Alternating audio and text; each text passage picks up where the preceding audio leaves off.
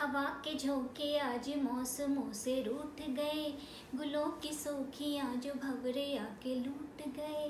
बदल रही है आज जिंदगी की चाल जरा, इसी बहाने क्यों न मैं भी दिल का हाल जरा सवार लूं, सवार लूं, सवार लूं, हाय सवार लूं।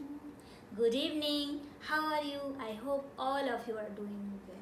जी हाँ, मेरा नाम है कल्पना और मैं लाती हूँ यहाँ पे एक नई कहानी जिसमें होता है बहुत सारा ड्रामा, बहुत सारा हंगामा, बहुत सारा moral values and at the end happy ending, है ना। चलिए हम अपनी नई कहानी की शुरुआत करते हैं, लेकिन उससे पहले मैंने तो अपने दिल का हाल संवार लिया, अब आपकी बारी है। दिल को थाम लीजिए और संभाल के रखिए क्योंकि कहानी ही कुछ ऐसी है। और मेरे चैनल को सब्सक्राइब कर लीजिए और बेल आइकन दबाना ना भूलें। चलिए आइए मेरे साथ नई कहानी की शुरुआत करते हैं। एक समय की बात है, एक गांव में एक ब्राह्मण रहते थे। ब्राह्मण देव बड़े गरीब थे, खाने के भी लाले थे, पर ब्राह्मण देव बड़े ही आलसी थे। बड़े आलसी थे, कोई काम नहीं करते थे। पत्नी बड़ी परेशान कि आखिर क्या किया जाए कि ब्राह्मण देव कुछ तो काम करें, पर ब्राह्मण देव के कान पे जू तक नहीं रेंगता था। पत्नी ने एक दिन ट्रिक खेला। उन्होंने कहा, आज आप काम करने नहीं जाएंगे तो घर में कुछ नहीं बनेगा, क्योंकि एक भी अनाज का दाना नहीं है, और वास्तव में था भी नहीं। तो ब्राह्मण देव बहुत परेशान हुए। पत्नी जी ने कहा, आज तो आपको काम करने जाना ही पड़ेगा, काम ढूंढना ही पड़ेगा, भोजन के लिए व्यवस्था करनी ही पड़ेगी। अंतो गत्वा ब्राह्मण देव परेशान होकर घर से निकल गए। एक नदी बहती थी उनके घर के पीछे, वहाँ पे जाके आराम से लेट गए। आलसी थे थोड़े, लेट गए। पत्नी देवी सोच रही थी कि मेरे ब्राह्मण देव कुछ काम की तलाश में निकले हैं। और पत्नी ने क्या किया, पड़ोसियों से थोड़े से अनाज मांग के ले आया। उन्होंने आटे गेहूँ जो भी कुछ लेके आया और उन्होंने रोटी बनाई। पहले ज़माने में, बहुत पहले ज़माने में, जब बेलन नहीं होता था रोटी बेलने के लिए, तब ना लोग हाथ पैसे से रोटियां बनाते थे, आवाज़ आती थी। तो उस टाइम की बात है ये। तो पत्नी ने क्या किया, रोटियां बनानी शुरू की, ऐसे ऐसे ऐसे। ये थप थप की आवाज़ वहाँ तक पहुँच रही थी जहाँ ब्राह्मण देव सो रहे थे। ये थप थप की आवाज़ ब्राह्मण देव तक भी पहुँची। तो ब्राह्मण देव ने सोचा कि रोटी की आवाज़ तो आ रही है, फिर आज धर्मपत्नी ने ऐसा क्यों बोला कि घर में अनाज नहीं है। ब्राह्मण देव ने सोचा कि शायद मुझे घर से बाहर विदा करने के लिए ऐसा बोला होगा। कोई नहीं, शाम को जाएंगे, आराम से खाएंगे। लेटे रहे आराम से भर दिन वहीं पे।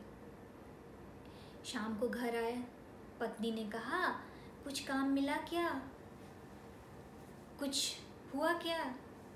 ब्राह्मण देव मुस्कुराने लगे और पत्नी को देखते ही बोले, रोटी बन गई थप थप थप।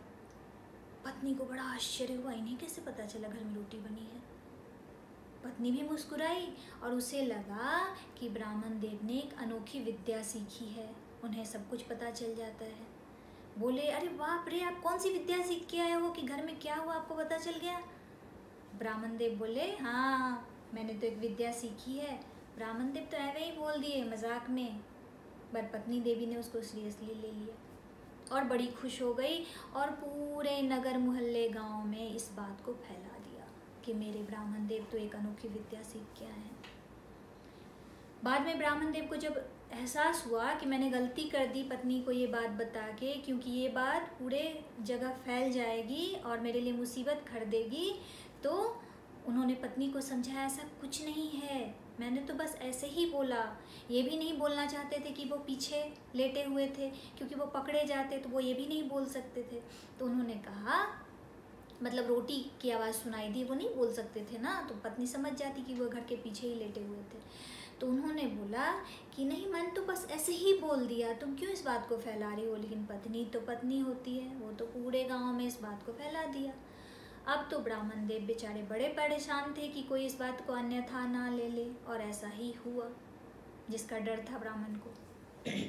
अगले दिन उस गांव में एक धोबी था, उसका गधा खो गया। अब वो पूरे गांव में गधे को ढूंढ रहा है, गधा नहीं मिल रहा है। तो किसी ने उसे सलाह दिया कि क्यों नहीं तुम ब्राह्मण देव के पास जाते हो, उन्होंने तो अनोखी विद्या सीखी हुई है, वो ज़रूर बता देंगे कि तुम्हारा गधा कहाँ चला गया।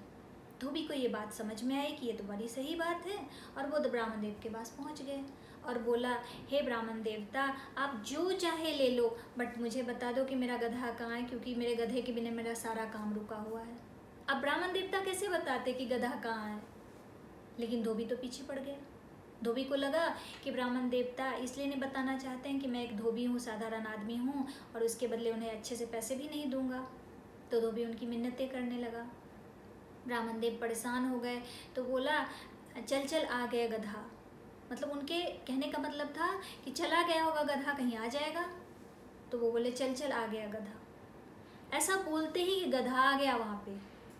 अब तो इस बात की और भी पुष्टि हो गई कि ब्राह्मण देव ने एक अनोखी विद्या सीखी है और उन्हें सब कुछ पता चल जाता है।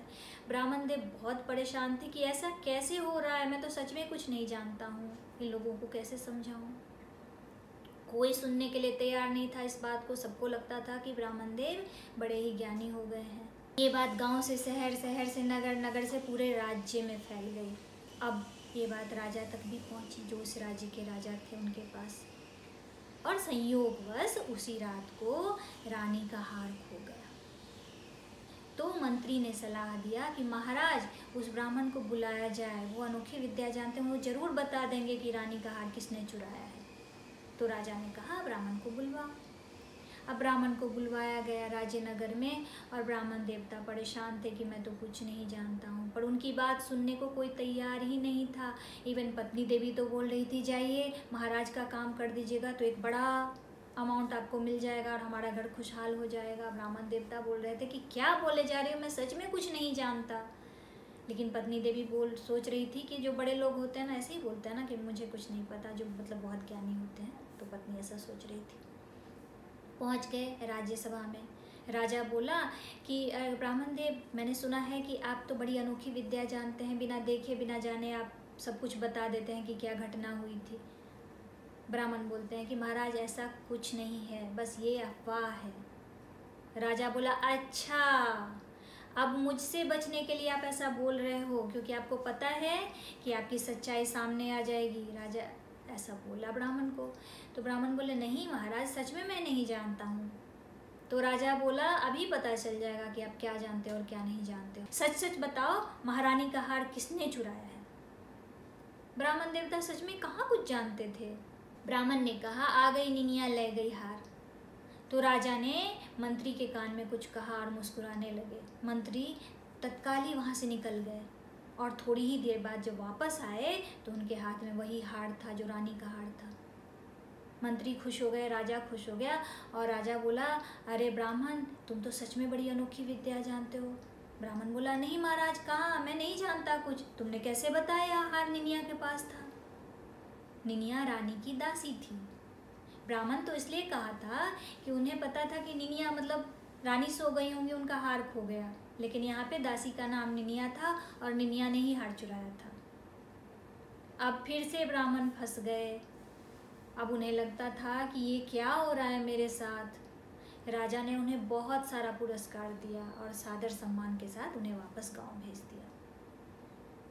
ब्राह्मण अभी भी परेशान थे कि मैं तो कुछ नहीं जानता हूँ, क्या हो रहा है मेरे साथ। इधर जो धर्मपत्नी थी ब्राह्मणी, वो बहुत खुश थी कि हमारे घर में सुख समृद्धि धन धान्य सब आ रहा है, सब अच्छा चलने लगा था। तभी उस दूसरे राज्य के राजा को इस बात का पता चला कि ब्राह्मण जो है वो बहुत अनोखी विद्या सीख के आए हैं। तो ब्राह्मण की परीक्षा लेने के लिए उस राज्य के राजा ने ब्राह्मण को न्योता भेजा। ब्राह्मण ने न्योता स्वीकार कर दिया, बोला कि मैं कुछ नहीं जानता हूँ, ये सब एक संयोग है। राजा ने कहा कि तुम मेरे बात का अनादर कर रहे हो, अब तो तुम्हें कड़ी से कड़ी सी सजा दी जाएगी। तुम्हें इस बात का प्रमाण देना ही होगा कि तुम क्या जानते हो, अन्यथा तुम्हें आजीवन कारावास में बंद कर दिया जाएगा। ब्राह्मण को सारे मंत्रीगण, सैनिकगण सब उठा के ब्राह्मण को राज्य दरबार ले गए, और ब्राह्मण बेचारे परेशान थे कि मैं तो कुछ नहीं जानता हूँ, मैं कहाँ फंसा जा रहा हूँ। अब राजा ने क्या किया, बीच चौराहे पे एक कटघरा बना के ब्राह्मण को उसमें खड़ा कर दिया। आप पूरे नगर में, शहर में, गांव में जो भी लोग थे सबको बुलवा के ऐसे खड़ा कर दिया गया और बीच में ब्राह्मण देव खड़े थे। ब्राह्मण देव बोल रहे थे कि मैं कुछ नहीं जानता हूँ महाराज, मुझे छोड़ दीजिए, ये सब एक संयोग है, ये सब एक घटना है, होते जा रही है मेरे साथ। पर राजा कुछ सुनने के लिए तैयार नहीं था। ब्राह्मण देवता को बीच चौराहे पे खड़ा कर दिया गया था और बीच चौराहे पे ही एक इतना बड़ा डब्बा रखा गया था और राजा ने कहा कि ब्राह्मण देव अब कहिए इस डब्बे में क्या रखा है। अगर आपने सही सही बता दिया इस डब्बे में क्या है, तब तो आपको मुँह मांगा इनाम दूंगा और साथ ही साथ आजीवन आप मेरे राज दरबार में मेरे सलाहकार के रूप में काम करेंगे, और अगर आपने गलत बताया तो आजीवन आपको कारावास मिलेगा। ब्राह्मण देवता बहुत परेशान हो गए कि मैं तो सच में कुछ नहीं जानता हूँ, मैं कहाँ फंसा जा रहा हूँ। पर उनके पास अब कोई चॉइस नहीं था, या तो सही चुनो या तो कारावास में सरो। क्या करें बेचारे। सोच रहे थे कि मैं तो एक फतिंगा हूँ, फतिंगा मतलब इंसेक्ट, छोटा जो होता है ना इंसेक्ट, वो ऐसे ऐसे जैसे ग्रास हॉपर वैसा कुछ जो ऐसे ऐसे फड़फड़ाता है। तो ब्राह्मण सोचे कि मैं तो फतिंगा बन गया अब तो ब्राह्मण देव ने कहा रोटी पक गई थप थप थप, चल चल आ गया गधा, आ गई निनिया ले गई हार, अब की बार फतिंगा। मतलब अब तो मैं फतिंगा बन के फड़फड़ाने वाला हूँ उस जेल के अंदर। अब सब लोग हैरान परेशान हो गए, तालियों की गड़गड़ाहट होने लगी, पूरा राज्यसभा खुशहाली का माहौल हो गया। पूरे राज्यसभा में सब लोग खुश हो गए। ब्राह्मण को कुछ भी समझ में नहीं आ रहा था कि हुआ क्या। तब डब्बा खोला गया और डब्बा के अंदर वही ग्रास ऊपर वही फतिंगा था। इस तरह से ब्राह्मण को बहुत सारा पुरस्कार मिला और साथ ही साथ राज्य दरबार में सलाहकार के रूप में उन्हें नौकरी भी मिल गई। इस कहानी में एक सीख ये है कि जब आपके साथ कुछ अच्छा होने लगता है ना, तो बस आप कुछ भी करो सब अच्छा ही होते चला जाता है। और दूसरी सीख ये है कि बरबोलापन अच्छी बात नहीं है। जब आपको कुछ पता नहीं है, ब्राह्मणी को पता नहीं था कि ब्राह्मण ने क्या सीखा है नहीं सीखा है, और उन्होंने इस बात को इतना फैला दिया, इससे ब्राह्मण बहुत बड़ी मुसीबत में भी पड़ सकते थे। लेकिन बिना ये सब सोचे जाने ब्राह्मणी ने इस बात को हर जगह फैला दी। तो बरबोलापन अच्छी बात नहीं है, अफवाह फैलाना अच्छी बात नहीं है। ठीक है, इसी के साथ कि मेरे बच्चों ने आज कुछ नया सीखा, कुछ अच्छा सीखा, मैं चलती हूँ और फिर से मिलूँगी अपनी अगली नई कहानी के साथ। तब तक के लिए जय हिंद।